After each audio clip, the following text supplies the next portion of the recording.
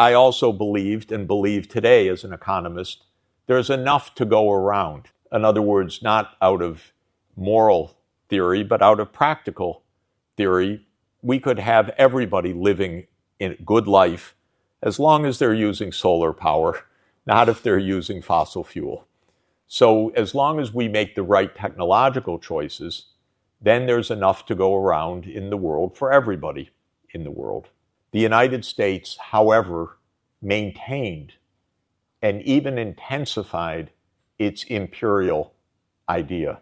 Instead of viewing the end of the Cold War as the opportunity for a new world order that was balanced, fair, peaceful, the United States viewed the end of the Cold War as the opportunity for hegemony. And that's very explicit.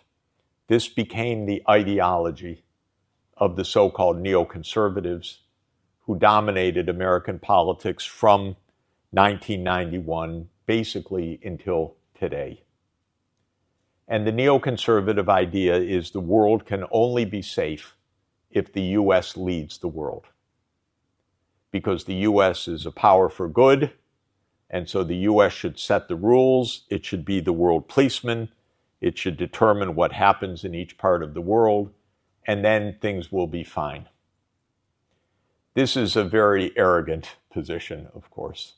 It's a very delusional idea.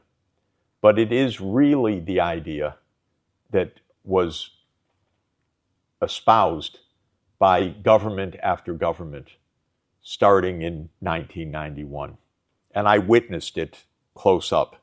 And in this, John Mearsheimer is right about the American mentality, which is that the United States sees Russia as a threat, not because of any specific ideology, but because it is big.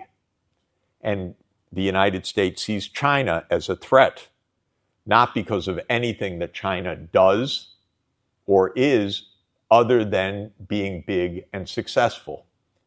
And therefore, China's only offense is that it threatens American dominance. And that, I think, is a succinct description of the viewpoint of the American leadership.